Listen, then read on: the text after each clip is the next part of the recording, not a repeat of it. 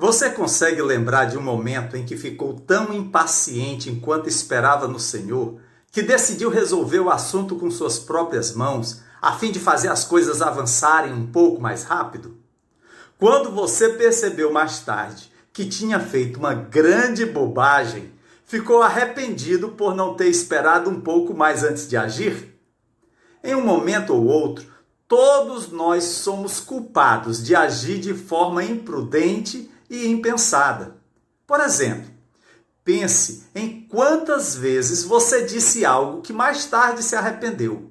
Certamente, você desejou não ter falado essas palavras, mas já era tarde demais. Ou talvez você tenha se culpado de agir impulsivamente em uma questão antes de ter tempo suficiente para realmente pensar sobre as coisas. Ou você já ficou tão bravo com alguém que reclamou e vocalizou sua raiva antes que a outra pessoa terminasse de falar. Mais tarde, quando você percebeu que a pessoa não estava dizendo o que você imaginava, sentiu-se um tolo por agir impacientemente. Aí, você teve que pedir desculpas por fazer uma declaração precipitada, desejando o tempo todo ter ficado de boca fechada por mais alguns minutos. Atitudes com a cabeça quente raramente produzem bons frutos. De fato, quando agimos de maneira imprudente, em geral, acabamos odiando as tolices que falamos ou fizemos.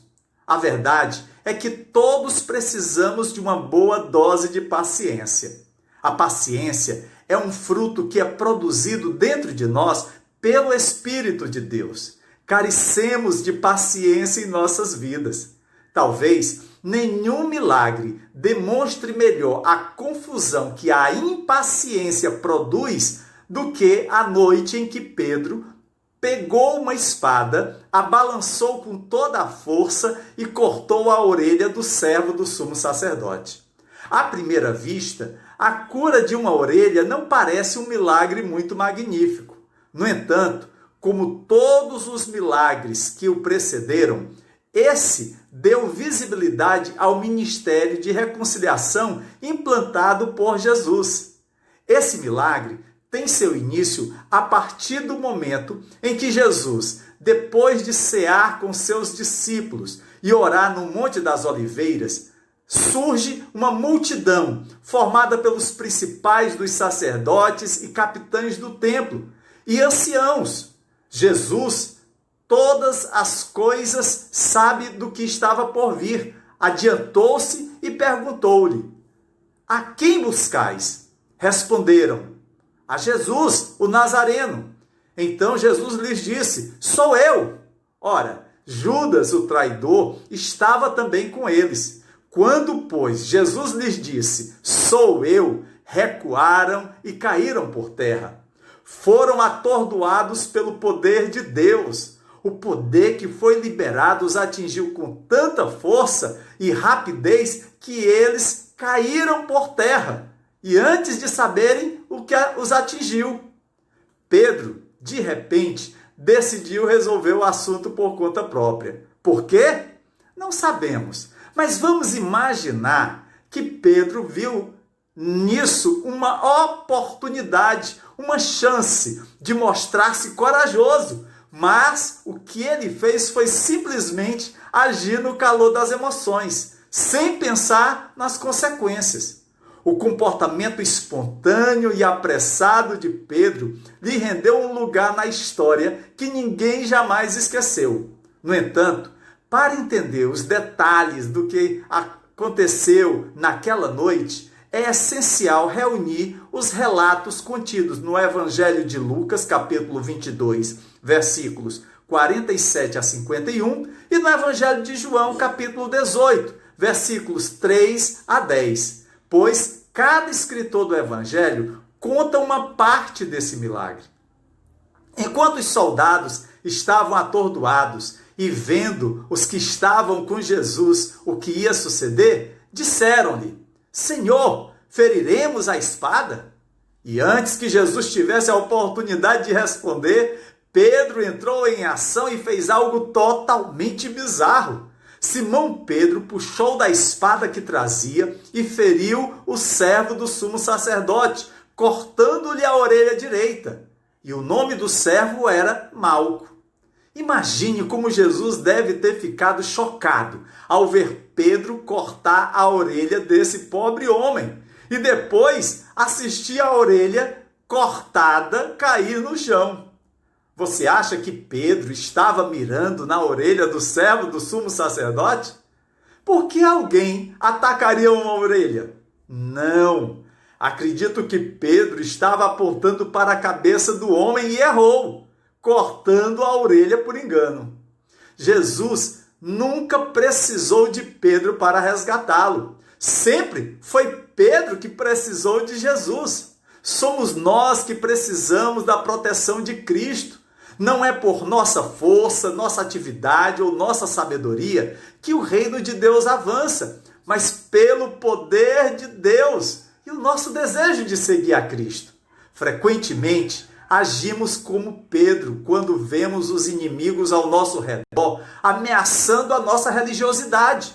Somos tão facilmente persuadidos a ver nossa religião como uma causa pela qual devemos lutar, que identificamos os inimigos que nos ameaçam e ficamos muito ansiosos e talvez até zangados quando vemos o mal avançando.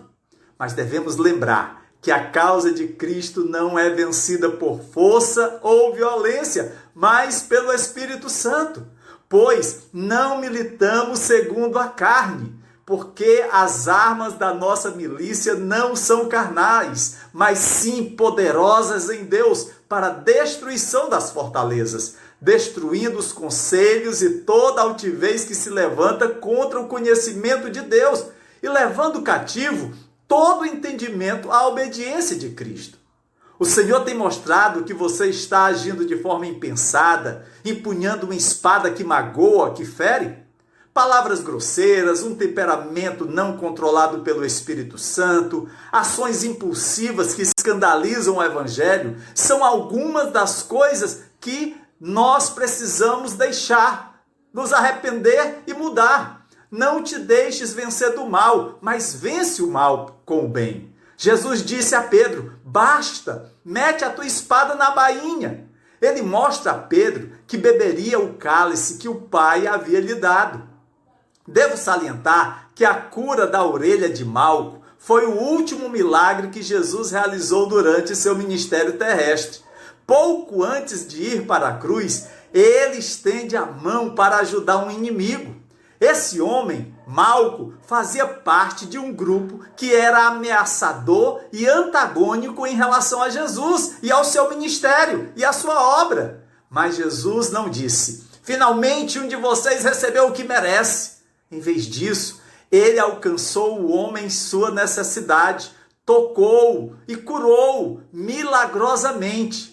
O Salmo Messiânico 69, no versículo 4, lança luz sobre o que Cristo estava fazendo aqui. Diz: restaurarei o que não tirei. Pedro havia cortado a orelha de Malco, mas Cristo a restaurou. Isso ilustra como seria a obra de Cristo na cruz. Ele morreria por pecados que não cometera. Ele restauraria aquilo que não tirou para pessoas como Pedro, eu e você. Tenha em mente que o sumo sacerdote, um saduceu, se opunha veementemente ao ministério sobrenatural de Jesus. No entanto, foi o próprio servo do sumo sacerdote que recebeu um toque sobrenatural de Jesus. Que contraste as ações de Jesus foram com a atitude de Pedro. Pedro agiu impulsivamente, com violência, mas Jesus demonstrou amor e cuidado genuíno, até com aqueles que se opuseram a ele durante sua vida e que o conduziram à sua crucificação. Entretanto, algum tempo depois, Pedro se arrependeu e pediu perdão ao Senhor, tornando-se o grande pregador do Evangelho de Cristo e anunciando os milagres que ele realizara. No dia de Pentecostes, sozinho, ele mostrou que a espada do reino de Deus é uma espada espiritual. quando é manejada com a direção do Espírito Santo, é capaz de penetrar até a divisão da alma e do espírito, das juntas e medulas, e é apta para discernir os pensamentos e intenções do coração. Sim, ela de fato machuca, mas do céu o Filho de Deus cura as pessoas espiritualmente feridas, escravizadas pelo pecado.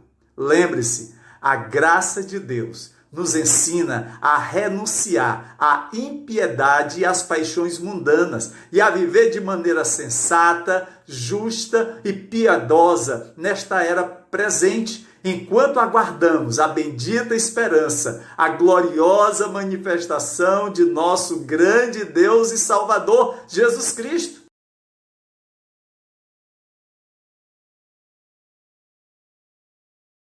Chegamos ao final da série de devocionais Os Milagres de Jesus e iniciaremos uma nova série, As Parábolas de Jesus. Conto com suas orações.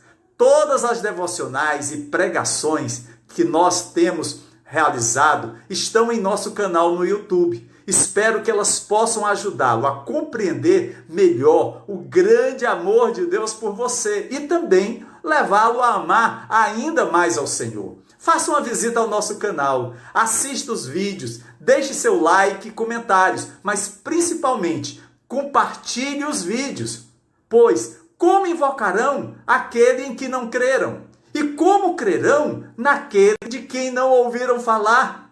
E como ouvirão se não houver quem pregue?